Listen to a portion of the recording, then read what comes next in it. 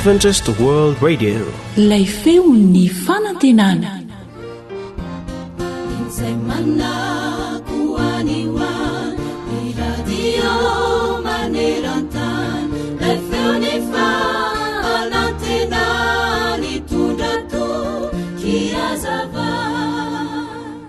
matetika ny olana mipetraka sy mitranga dia sarotra kanefa ny vahaolana dia mora. Ahoana ho ianao? Indraindray mantsy sika rehefa tojo olana somary sarotra dia mitady vahaolana sarotra sy lavitra tokoa.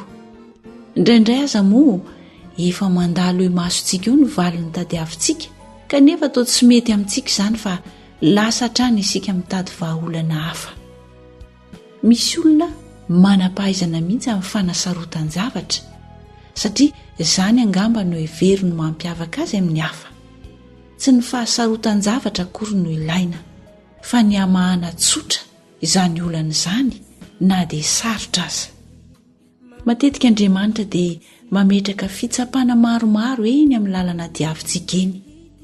Sika nefa dia mirona mitady vahaolana amin'ny alalan'ny harena, amin'ny tenantsika ihany, amin'ny fanaovana hafetsifetsena, amin'ny fanerenany hafa sy ny sisa. Kanefa ny any vahaolana tsotra indrindra dia ny fahatokianao fa Andriamanitra no mitarika sy mamany olana ary mifehy zavatra rehetra. Mpamany olana izy mba tsy hahavery ny dianao. Ary fantaro fa vahaolana tsotra indrindra tsy mila tambiny ny fakanesanao mitady vonjy any amin'ilay raintsika any an-danitra satria izay no andrasany amintsika. Matoki azy mandrakariva ianareo ry olona, loary eo anatrehany fonareo. Andriamanitra no aro antsika. Salamo 2:9. Miteny Baiboly hanisan'andro no fonaina raisoa ampofaza malaina fatomotrany andro izao.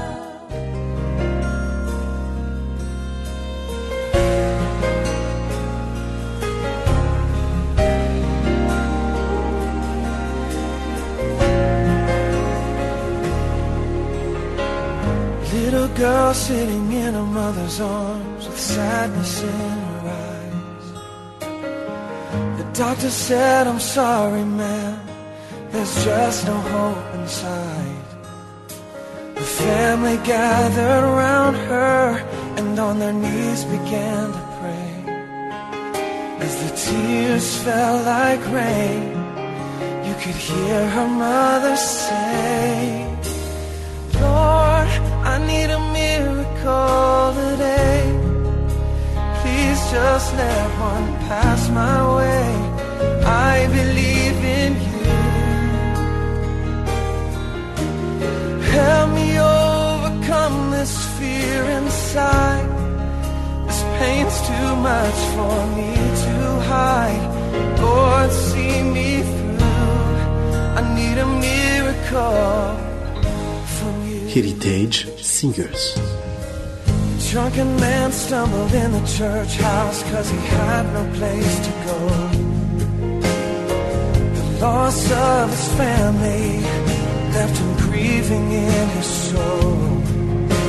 The preacher stood and spoke of how Jesus loves you anyway. With the choice he had to run or stay, the man bowed his head and prayed, "Lord, I need a miracle today. Please just let one pass my way. I believe in you. Help me overcome this fear inside. This pain's too much for me to hide. Lord, see me through. I need a miracle from you." Zay ilay monja ny fanantenana. Little girl is now a wife with kids of her own, and the man who bowed his head has led many to the throne. Lord, I need a miracle.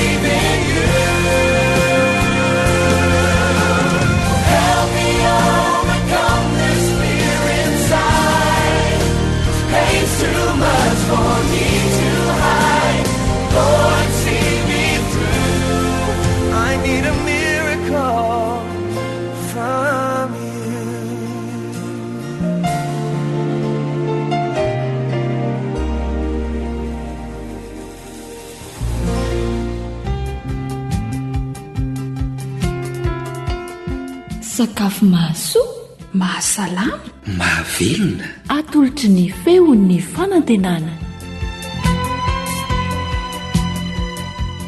Mbola falitafaraka amintsika hatrany ny feon'ny fanantenana amin'ny alalan'izao fandaharan'izao indray. Manasanao izay anokana minitra vitsivitsy monja iarahana aminay ato anatin'ity fomba fikarakarana sakafo ity. Meno finaritra tompoko.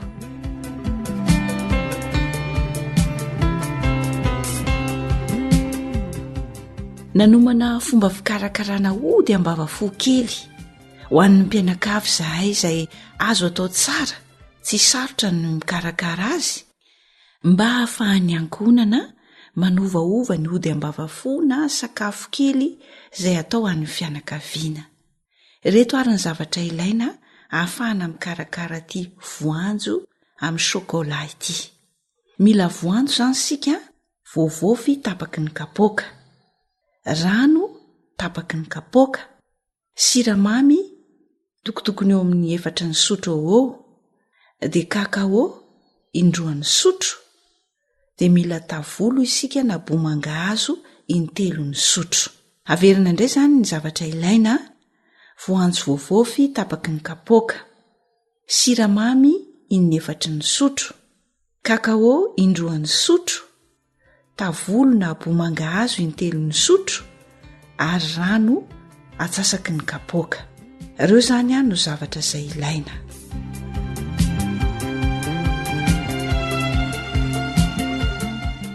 Rehefa voangotsika avokoa ny zavatra ilaina, dia ndeha amin'izay ary sika iroso amin'ny fikarakarana ity ody ambavafo kely ity. Voalohany indrindra aloha raha tsy mahita voanjo voaendy ianao fa voanjo manta ny misy, dia endasina zany ny voanjo. Sasana atao madio tsara dia amainina tsara dia endasina. Rehefa mendy ny voanjo dia esorina ilay akofany mena iny, dia avy eo totoina alemy tsara ny voanjo. Itsendanin'izay dia ampangotrahana ilay rano tapaky ny kapoaka sy ny siramamy, dia arotsaka ao ny voanjo. Averina ampangotrahana ny rano sy ny siramamy dia arotsaka ao ilay voanjo voaendy. Fa itsendanin'izay koa dia levona ao anatin'ny rano mangatsiaka kely aloha ilay vovoka shokola na le kakao zany, ka sady mandraraka moramora ilay vovoka shokola efa nilevonina tao anatin'ny rano mangatsiaka kely isika no mangaroaro azy ao anatin'ilay tsatokaty izay misy ny voanjo sy ilay rano efa nampangotrahana. Avy eo dia andrahoana mandritra ny minitra vitsivitsy monja ity voanjo amin'ny shokola ity, dia araraka ao anaty lovia fisaka izy. Rehefa masaka dia aroso mangatsiaka.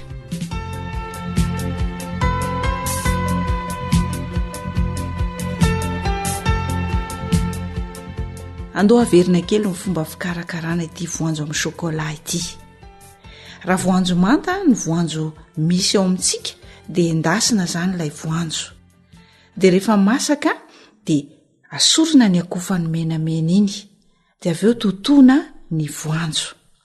Itsendanin'izay tsika dia mampangotraka n'ilay rano miaraka amin'ny siramamy, dia avy eo arotsatsika ao anatin'io rano siramamy efa nampangotrahana io ilay voanjo efa voatoto teo aloha. Alaitsika indray ilay kakao na ilay vovoka shokola zany, dia somary levontsika ao anatin'ny rano mangatsiaka kely iny vovoka shokola iny. Rehefa levona ilay vovoka shokola levona ao anatin'ny rano, dia ararakitsika moramora eo amin'ilay voanjo efa nikarakaraina teo aloha no aroarona tsy mijanona, dia andrahoy mandritry ny minitra vitsivitsy monja zany. Rehefa masaka dia ararao ao anatin'ny lovia fisaka anana endrika boribory, dia arosoy mangatsiaka ny ody ambavafo.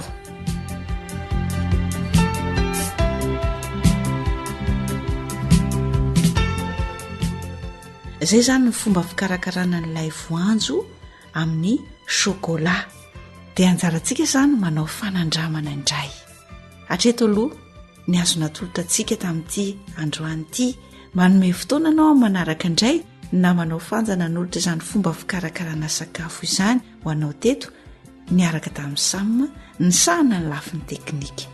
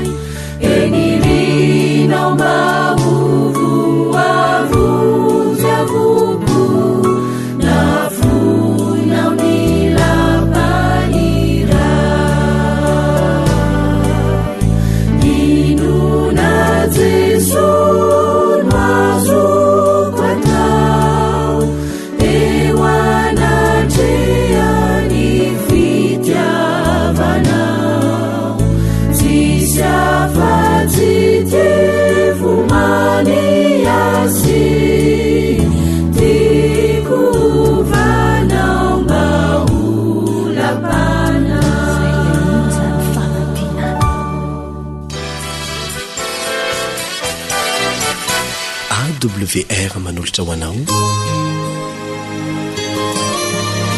feo ny fonantena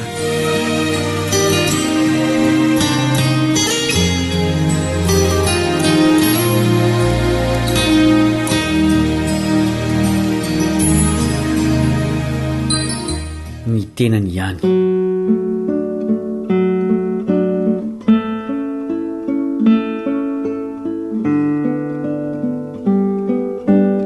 na manao kalebandritsikivy ihany zao mitafa aminao zao asainy ianao anaraka ny dinka hatramin'ny farany. Rivom-piainana mahafinaritra no iainan'ny mpianatra ny an-tsekoly. Manana namana izy ireo afaka mifanampy sy mifanohana amin'ny fianarana. Na dia mahafinaritra aza nefa ny fiarahana ny an-tsekoly dia tsy maintsy hiatrika fanadinana ny tsirairay amin'ny farany. Ny sambatan'olona mihitsy no miatrika izany fa tsy hoe misy solotena mpianatra iray kilasy miatrika amin'ny fanadinana ka raha afaka ireo solotena ireo dia afaka ny iray kilasy. Tsy ara-dalàna izany fa tsy maintsy tsapaina ny fahaizan'ny tsirairay. Tahaka izany koa ny famonjena tolotr'Andriamanitra ny olombelona. Raha ny sambatan'olona sy Andriamanitra ny famonjena fa tsy mahafahobe. Fikambanana natao hifampahirezana sy hifanohanana ny fianakaviana sy ny fiangonana. Andriamanitra mihitsy no nampanorona an'ireo fandamenana roa ireo, ary ny fiangonana dia natao ho an'ny firenena rehetra fa tsy ho an'olombitsy. Hoy izy amin'ny alalan'ny mpaminany Isaia 45:7 tapany farany. Isaia 45:7 tapany farany. Fa ny tranoko atao hoe trano fivavahana ho an'ny firenena rehetra. Azo antoka araka izany fa akasitran'Andriamanitra nizaniza mandeha any amin'ny toeram-pivavahana mba hivavaka aminy. Tsy mahagaga ny mpanoratra ny Hebreo raha mampirisika ny mpino tsy ahafohy ny fiaraha-mivavaka. Izao no fampahirezan'ny mpanoratra. Hebreo 12:5. Aza mahafohy ny fiarahantsika miangona tahaka ny fanoany sasany, fa mifananara kosa mainka satria hitanareo fa miantomotra ny andro. Toerana fifanohanana sy fifampahirezana, fiarovana, fanabeazana ny fiangonana. Asongadin'ny mpanoratra eto fa arakaraka ny mahatomotra ny andro ny tokony azo toy ny mpino manatrika ny fivoriam-bavaka. Mazava nefa fa mifanohitra amin'izany ny zava-misy amin'izao andro faran'izao. Hita teo amin'ny fiainan'ny mpamonjy fa zava-dehibe ho azy ny fandehanana any am-piangonana. Hoy ny Luka 4:5-10 dia tonga tao Nazareta izay nabe azy izy, ary araka ny fanaony dia niditra tao amin'ny sinagoga tamin'ny andro sabaty izy ka nitsangana maki teny. Mario ny hoe araka ny fanaony. Milaza zany fa anisan'ireo mpiangona tsy tapaka Jesosy, ary tsy vitan'izany fa mpandray anjara amin'ny fotoam-pivavahana ihany koa izy. Na dia planin'Andriamanitra aza nefa sy ny fiangonana ho an'ny firenena rehetra, na dia namela ohatra ny amin'ny fanatrena tsy tapaka ny fivoriam-bavaka aza ny mpamonjy, dia mazava amin'ny tenin'Andriamanitra fa tsy mahafahobe ny famonjena fa raha nisambatan'olona sy Andriamanitra. Izao no fampitandremana ho an'ny mpino rehetra amin'ny alalan'ny mpaminany Ezekela. Ezekela 4:12-20. Ezekela 4:12-20. Ary tonga tamiko indray ny tenin'i Jehovah nanao hoe, ry zanak'olona, raha misy tany manota amiko ka manao izay mahadiso ary ahinjotro aminy ny tanako ka tapahako ny mofo toanainy sady andefasako mosary ary aringako avokoa ny olona sy ny biby, na dia ao azy reto telo lahy reto, dia Noa sy Daniela ary Joba, dia ny tenany ihany no voavonjiny noho ny fahamarinany, hoy Jehovah Tompo. Raha mampandihy biby masika eny amin'ny tany aho ka mandringana ny zana-bahoaka ireny ary lao ny tany ka tsy azon'olona aleno ny biby, na dia ao azy ireo telo lahy ireo, raha velona koa hoy Jehovah Tompo, tsy havonjy ny zanany lahy na ny zanany vavy izy, fa ny tenany ihany no voavonjy, fa ny tany kosa ho lao. Ary raha mitondra sabatra mamely izany tany zany aho ka manao hoe aoka ho tetezi sabatra ny tany ka ho fongorako izy na ny olona na ny biby, na dia ao azy ireo telo lahy ireo, raha velona koa aho hoy Jehovah Tompo, dia tsy havonjy ny zanany lahy na ny zanany vavy ireo, fa ny tenany ihany no voavonjy. Ary raha mandefa rety mandringana mamely izany tany zany aho, sady ahidiko aminy fahatezerako, dia amin'ny fandatsahany-rà mba haringana ny olona sy ny biby eo aminy, na dia ao aza Noa sy Daniela ary Joba, raha velona koa hoy Jehovah Tompo, dia tsy havonjy ny zanany lahy na ny zanany vavy ireo, fa ny tenany ihany no voavonjiny noho ny fahamarinany. Ny fahamarinany tena manokana zany no maridrefy ny famonjena, fa tsy ny an'ny havana na ny an'ny fiarahamonina na ny an'ny fiangonana. Ny tena fivavahana dia fifandraisana manokana amin'ny mpamonjy. Ankasiran'Andriamanitra ny fanatrehana ny fiaraha-mivavaka, satria mahasoa izany saingy tsy ampy. Ny tena fototry ny fivavahana dia ny firaisana manokana amin'Andriamanitra. Tafiditra anatin'izany ny fianarana ny teniny, ny vavaka, ny fandinihan-tena, ny fotoana manokana toy ny fifadikanina. Mampirisika ny amin'izany fiarahana manokana amin'Andriamanitra zany Jesosy. Izao no lazainy ao Matteo 5:5. Fa ianao kosa raha mivavaka dia midira ao amin'ny efitranonao, ka rehefa voarindrinao varavaranao dia mivavaha amin'ny rainao izay ao amin'ny mangingina, ary ny rainao izay mahita ao amin'ny mangingina no hamaly anao. Ny bokin'ny fiainana izay any zanak'ondry misy ny anaran'ireo voavonjy dia tsy ahitana anarana fikambanana na vondron'olona na fianakaviana na anaram-piangonana aza, fa ny anaran'ny olona tsirairay izay nino sy nakatony fahamarinana no voasoratra ao. Ny fanandraman'ny tena manokana miaraka amin'Andriamanitra mandritra izao fiainana izao no mahatonga ny anaran'ny mpino ho voasoratra amin'io boky io. Very izay tsy voasoratra anaranao, hoy Jesosy amin'ny alalan'ny apôstôly Jaona. Apokalipsy 4:17. Apokalipsy 4:17. Ary tsy mba hiditra ao mihitsy izay tsy masina, na izay manao vetaveta, na izay mandainga, fa izay voasoratra ao anatin'ny bokin'ny fiainana izay any zanak'ondry ihany. Na dia mahasoa amin'ny fikolokoloana ny fanahy aza ny fidiranao anatin'ny vondron'ny mpino iray, dia isambatan'olona kosa ny famonjena. Hoy Jesosy amiko sy aminao, ny fanahy sy ny ampakarina manao hoe avy, areoko izay mahare hanao hoe avy, areoko ao avy izay mangetaeta ary izay mety aoka izy sotro maimaim-poana amin'ny ranonaina. Apokalipsy 4:17. Tsy afaka etaetanao ny rano sotroin'ny hafa, fa tsy maintsy ianao mihitsy no misotro raha teo afaka etaeta. Hivavaka isika.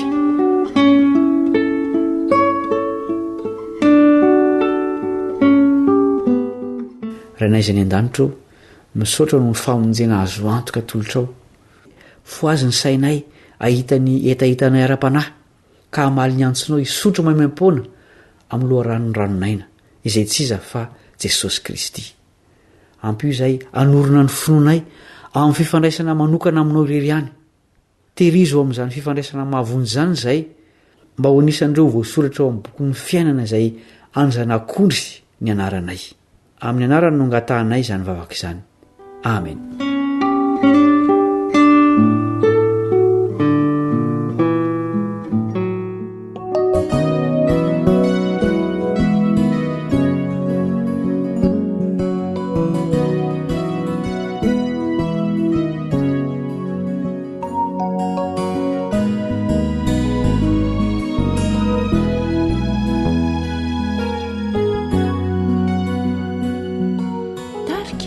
Anita Spieni. Tesonanurina ni fiangunani ankalazana ni anaharani bahane unini sitrapuni aminire unji navutani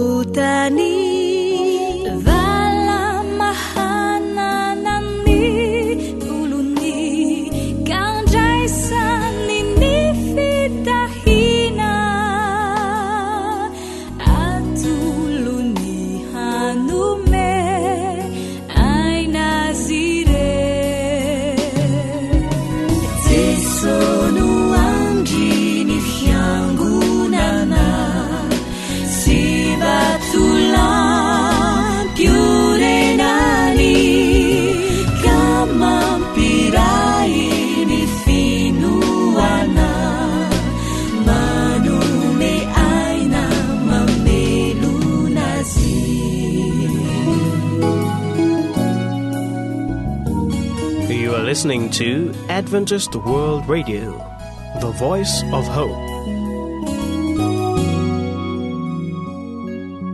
Isikiano tempolini fanay zainantsona hikiambany ray toko novitiny taminy raniso sarobity toko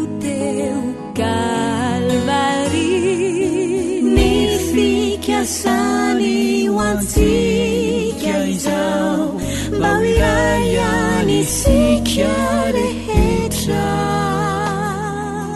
Awamini laibia Ndrile ibe Yara mientana hiyarati Hiturini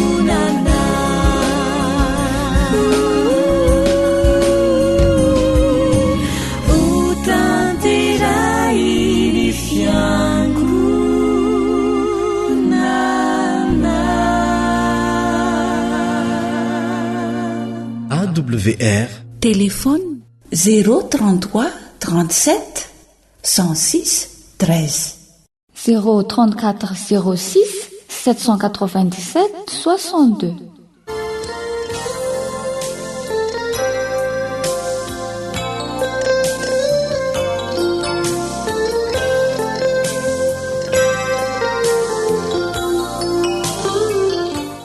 Rindrampeo sy tononkalo fandaharana vokarin'ny radio adventiste maneran-tany.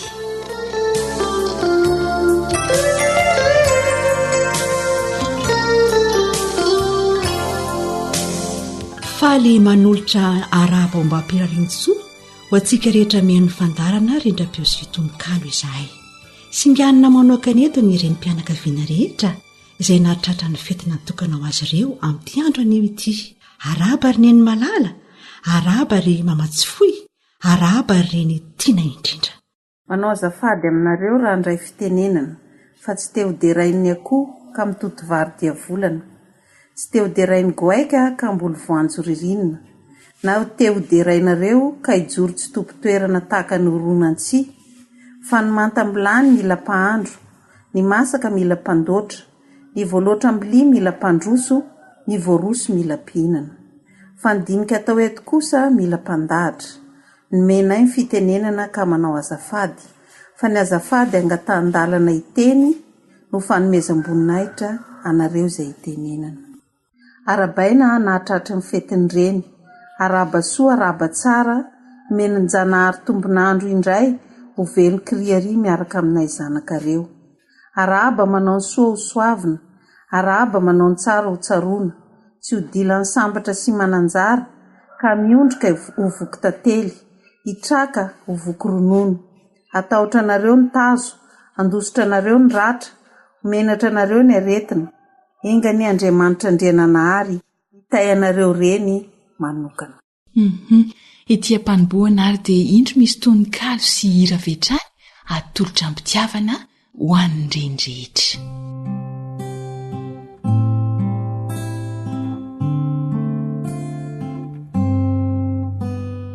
Neny tsy misy toanao, neny tsy misy toanao.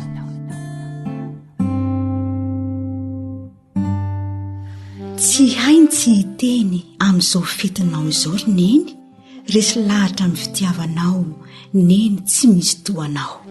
Faly tokoa reny fo, manana reny manasoa, mamiko sy ajaiko ianao, neny tsy misy toanao.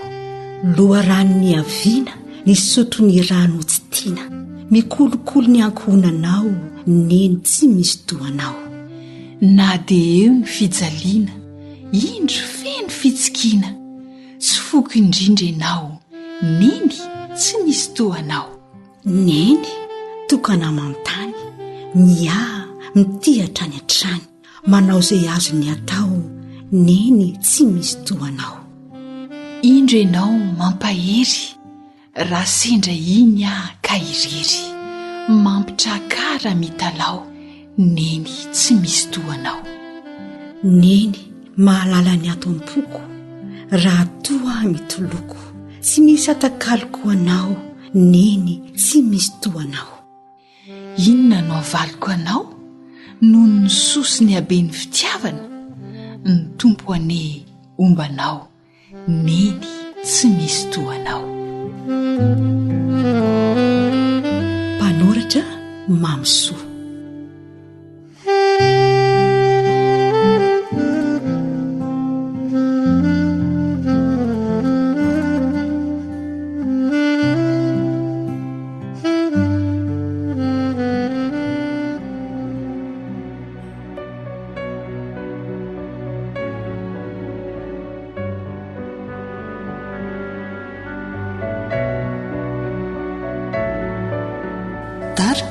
Ny ambasadora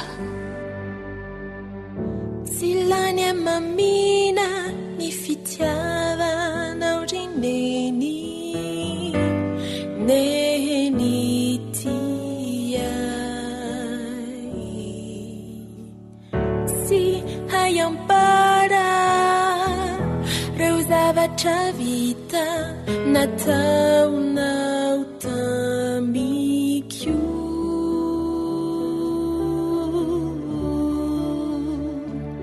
Nitondrankibo ny zakatrany ny kiolokolo, sy nanabe ianao nanao izay hahasoay, tsy sasatra ianao isaorako anao izany, nampianatra ny rariny ny hitsiny, sy nanafayanay no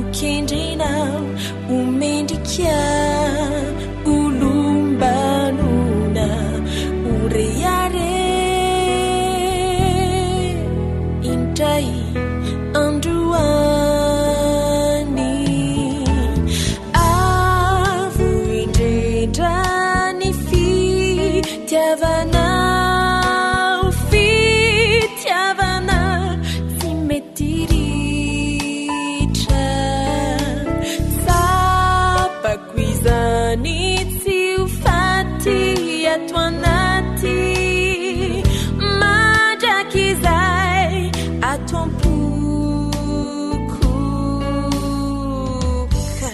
ilazako izao teny tsotrizao e tikorayana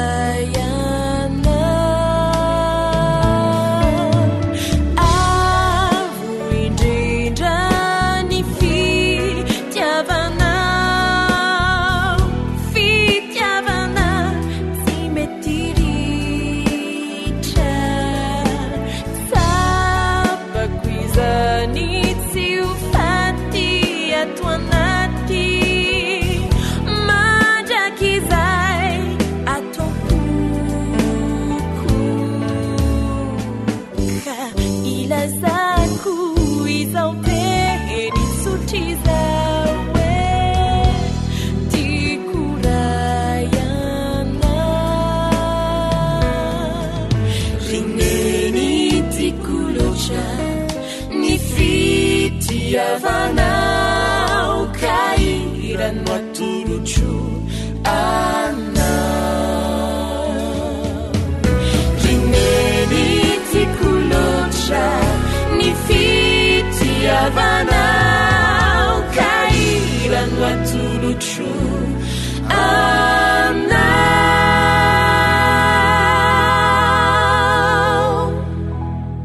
aoka hahatsapa ny rendrehetra fa mpiara-miasa amin'Andriamanitra eo amin'ny atao rehetra amin'izay dia tsy hahita ireo olana marobe ka hitaraina amin'ireo zavatsarotra izay mianjady amin'ny fiainana izao ry neny malala aoka isika mba hitafo ny faharetana voalazan'ny mpanoratra malaza iray antsoina hoe Ellen White ao amin'ny boky izay nosoratany fa ny vehivavy no tena manana faharetana raha mihoatra amin'ny lehilahy malemy ny vatany saingy mahatozo moramora eny ny zavatsarotra izay miatra aminy izy fa nomeza-pahasoavana nomeny Jesosy ho an'ny reny izany ko tokony hisotra azy amin'ny fofeny fankasitrahana isika reny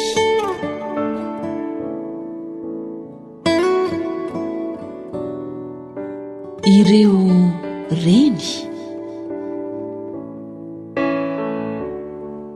misy reny tsy beteny miaro-pery ombenombieny fa ny fitiavan'izy reny miredareda toy ny memy miady lalina ny sainy mihevitra reo sombonainy tia mivavaka mangina no lay tokantrano fiafiny misy reny tsotra loatra tsy mba tia mitrotrotra be aziny ireo sombonainy ka izay takatry ny sainy dia tsy maintsy toto sainy ilofosany avokoa tsy manao kitoto misy reny adaladala izay toa tsy te halala izay hafaran'reto zanany mijaly be ireo taranany fa navoky ireo nanona ny azy dia ny azy foana toa miteratera-pona misy reny mafiady tsy mba rototra ilay vady ny zanany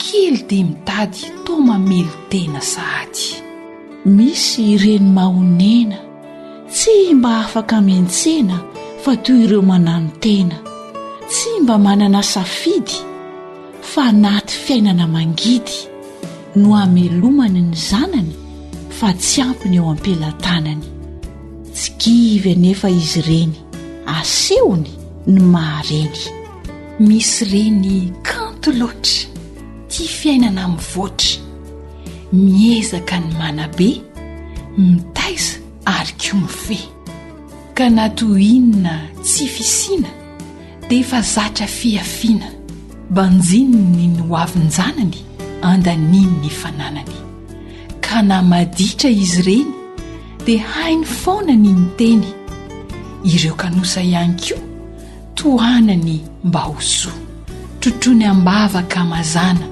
mba ho tsara fiafarana neny tia fiarahamonina tsy mba tia miolon'olona, tsy mba be kimonomonina, rehefa tsisy dia mionona.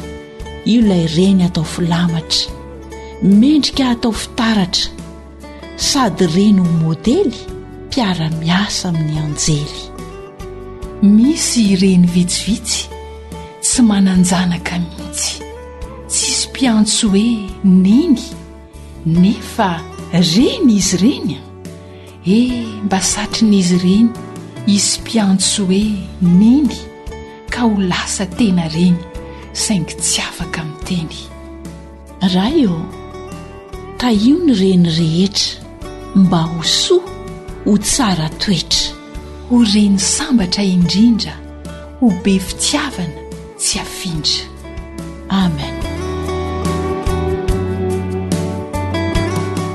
Mpanoratra Georgette Ly.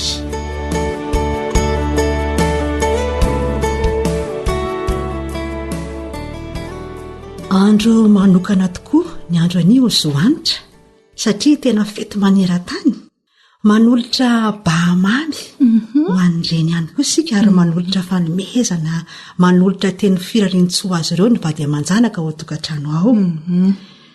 Maninona moa raha atao isan'andro zany fanehoam-pitiavana izany? Marina mihitsy izany. Ary izao koa aoka tsy hijanonao fety indray andro ihany, na hijanonao fahatsiarovana fotsiny, fa fotoana hanavaozana ny fifandraisana sy ny fifankatiavana miaraka amin'Andriamanitra iray.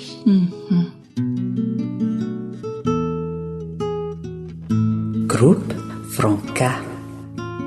Tena tsapako fafitiavana Andriamanitra, nanome ianao nitondra hay tao anatinao, nitaiza sy nanolokolo zay nataonao rehetra, le fititsy tafetra tsy hovavaliko hoe sanatry,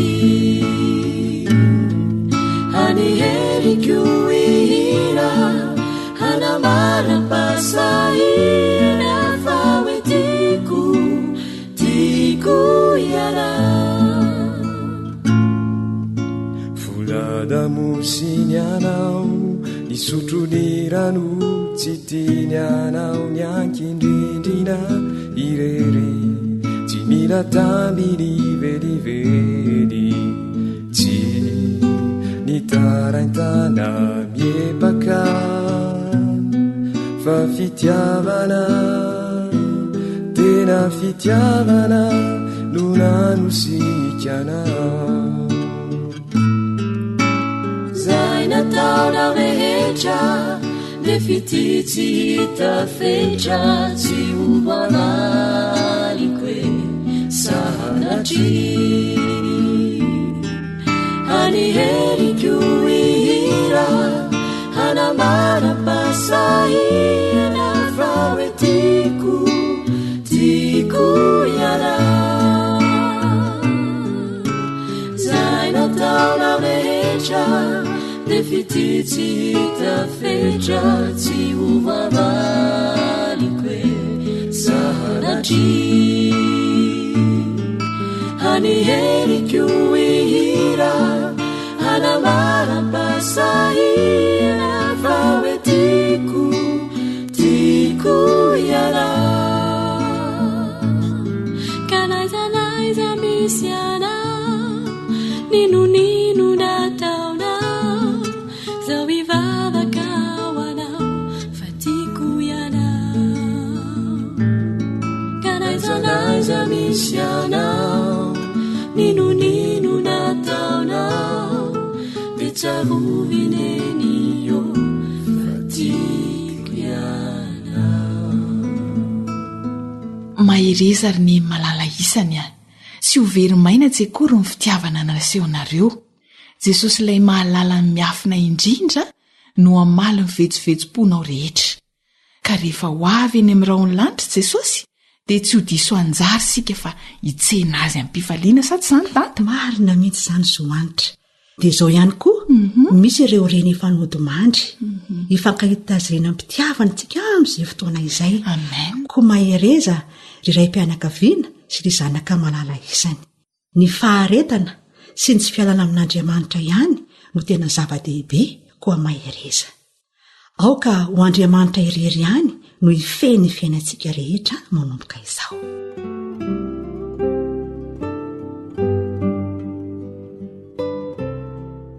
Ventso ny neny.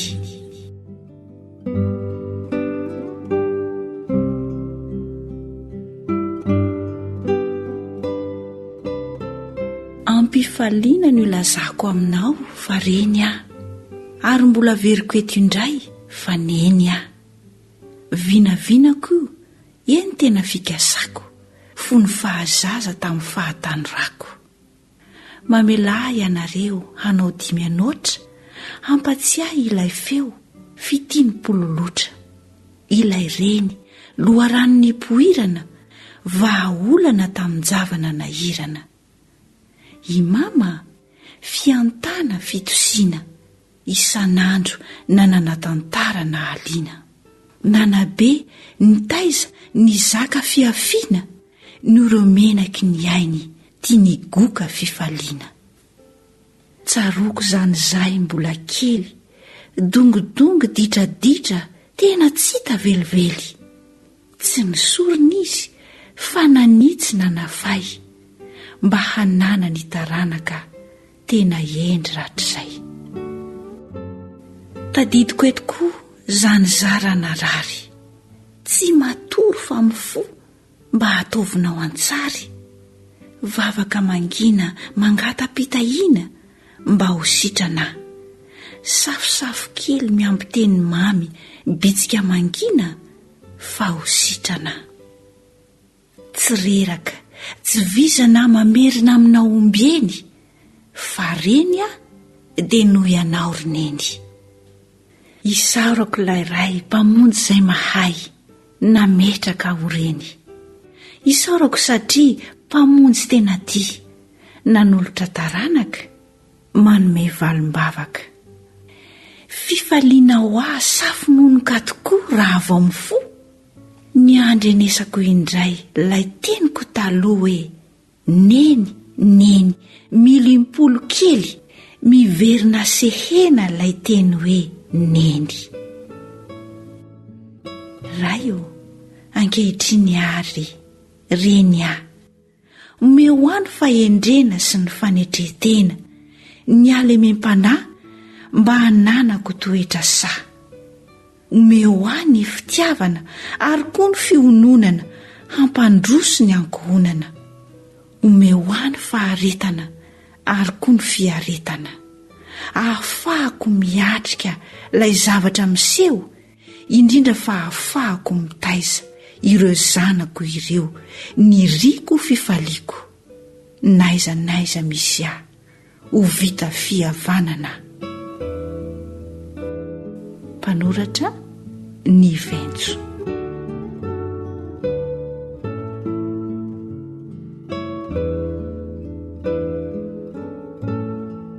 Itirity no entiny danta sy zohanitra mamarana amin'ny fotoana izay nirahana teto, koa dia mirary soa ny mama rehetra, mirary fety sambatra ho an'ny fianakaviana rehetra.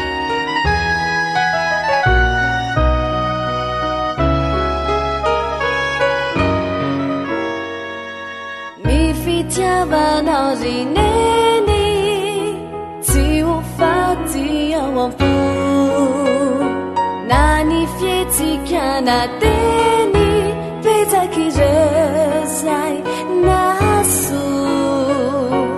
Nahafoizanao ny tena teo ampiterahanay, raha ireny nojerena fantatro fa fitiavanay. Tsy ho vitanay ry neny ô, ny amary ny fitiavanao, fa Jesosy lay tompontsika hitaiana. Raha ny tena vetsim-ponay iarady isika hoany andanitra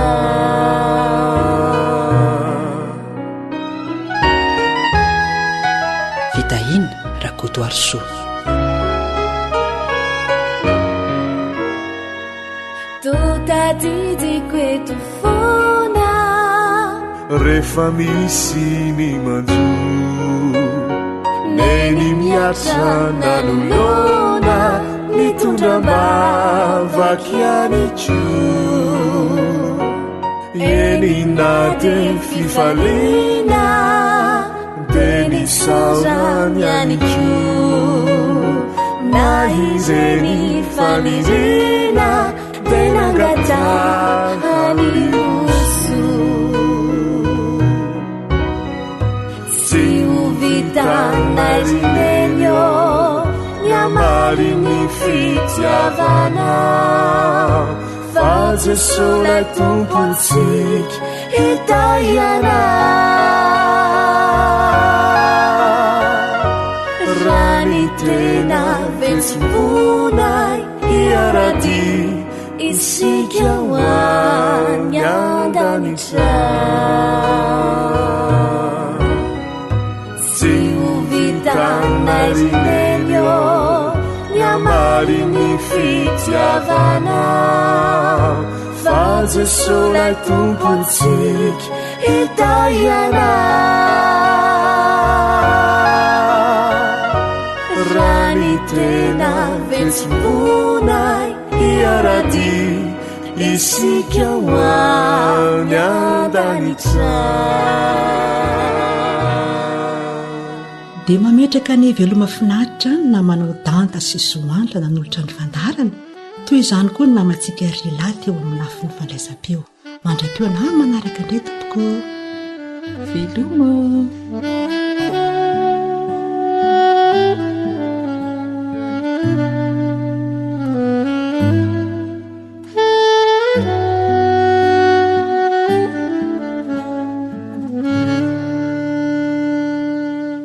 akoatra ny fiainoana amin'ny alalan'ni podcast dia azonao atao ny miaino ny fandaran'ny awr sampana teny malagasy amin'ny alalan'ni facebook isanandro amin'ity pejy ity awr feon'ny fanantenana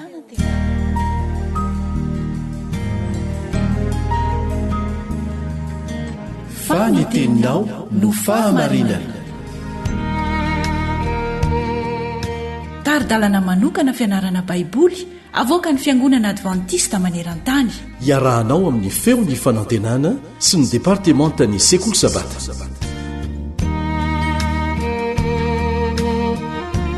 misaotran'andriamanitra isika fa tafahoana indray amin'ny alalan'ity onjapeon'ny feon'ny fanantenana ity na ny radio advantista iraisam-pirenena faly miaraka aminao eto ny mpiara-mianatra aminao Elion Andriamitanso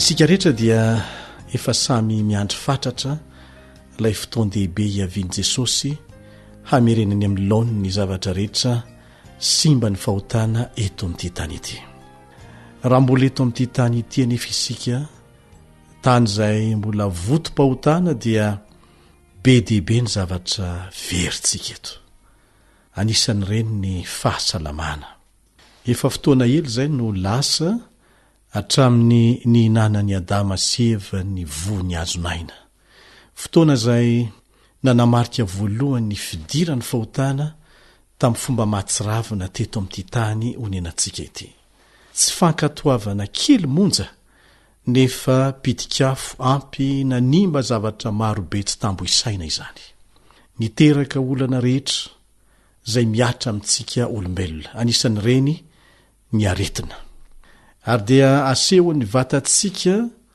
marary sy marefo fa efa ela tokoa no nyainantsika olombelona tamin'izany fahasimbana ra-pahasalamana izany anarivo maro ny karazana retina mamely ny olona isan'andro miamarefo tokoa isika ary mety hotratra ny fahafatesana amin'ny fotoana rehetra na tanora na antitra vo tsy ela izay dia nisy tanora voaeritreriny voadimy ambe folo taona monja matiny aretina zay mpahazo olona efa antitra ary tsy vitsy izy ireny fa maro mafy amin'ny olona rehetra zany hoe marary zany mamoy fahasalamana fa mbola mandratra mihitsy zany rehefa midona tsy amintsika irery ihany fa amin'ny olona ao amin'ny ankonantsika ny zanantsika na ny namantsika koa aza firifiry moa ndray aman-dreny izay nananjanaka marary no efa niteny tahaka an'izao hoe maninona reny tsy izany marary teo amin'ny toerana ty zanako ty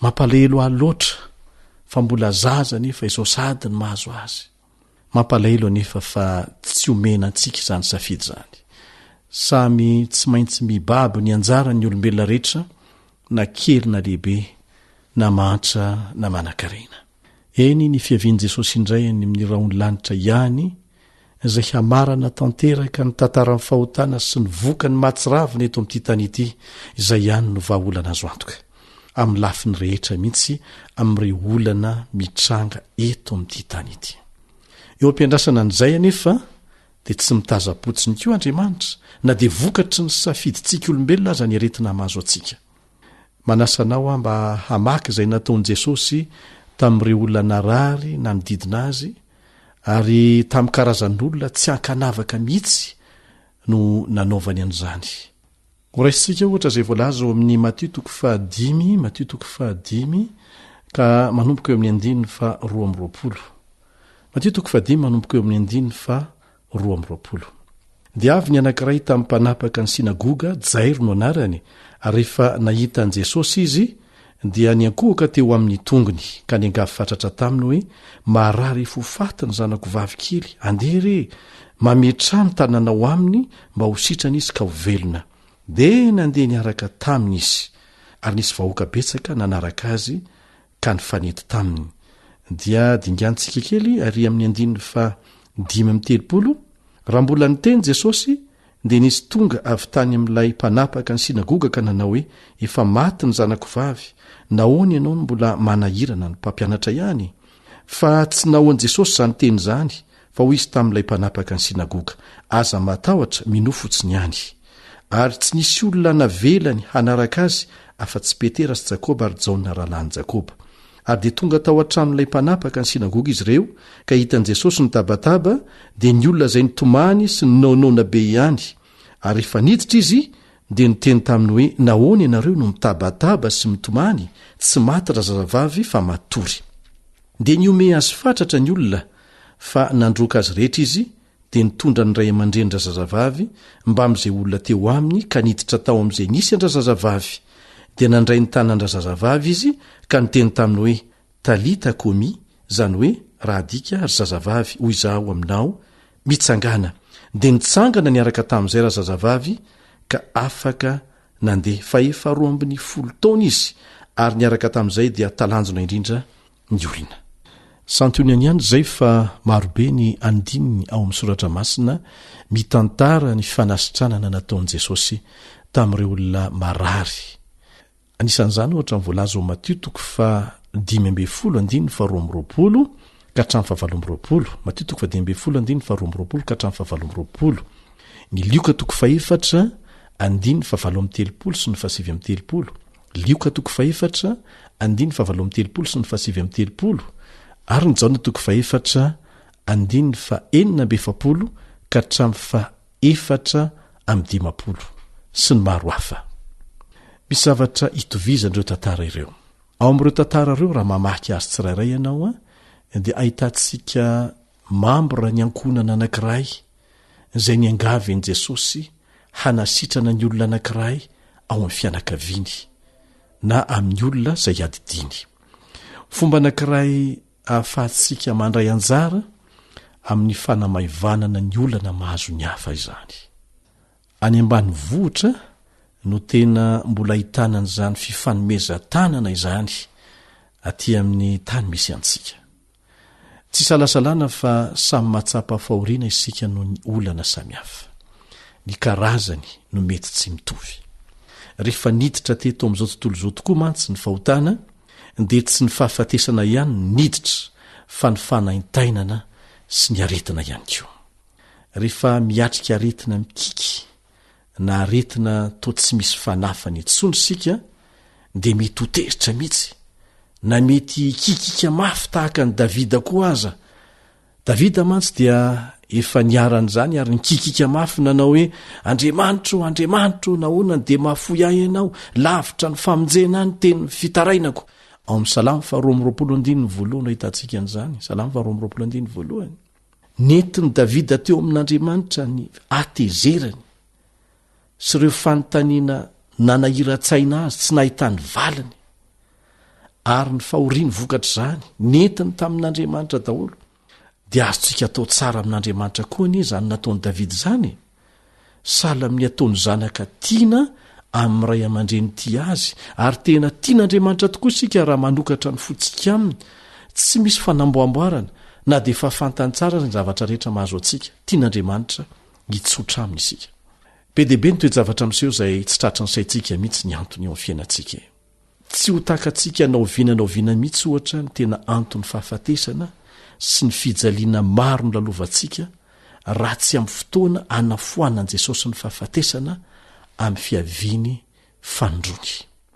eo ampiandrasana an'izany anefa dia azontsika ataony misintona lesona momba ny fahoriana sy ny aretina izay miseho avy ao amin'ny baiboly. niaritra fijaliana tsy elazaina ohatra joba saingy nanampy azy hanakaiky kokoa an'andriamanitra izany. zao mifanazavana omeny eo amin'ny joba 2:2 joba 2:2 fandrenesan'ny sofina ihany nandrenesako anao fa ankehitriny zao kosa dia ny masoko ny mahitanao. lasa nampitombo ny fahatokisany an'andriamanitra indray aza ny olana nahazo azy.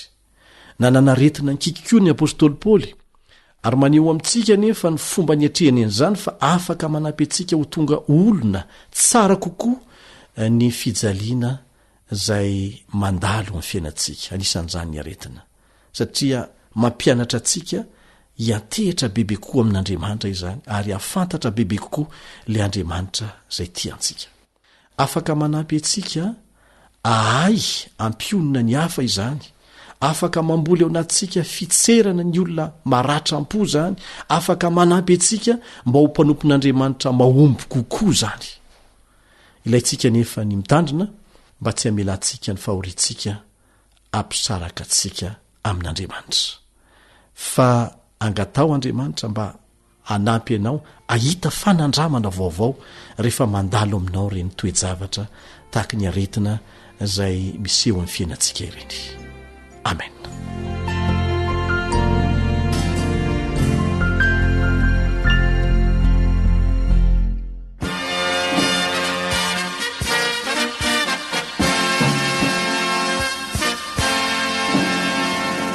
Adventist World Radio, the voice of hope.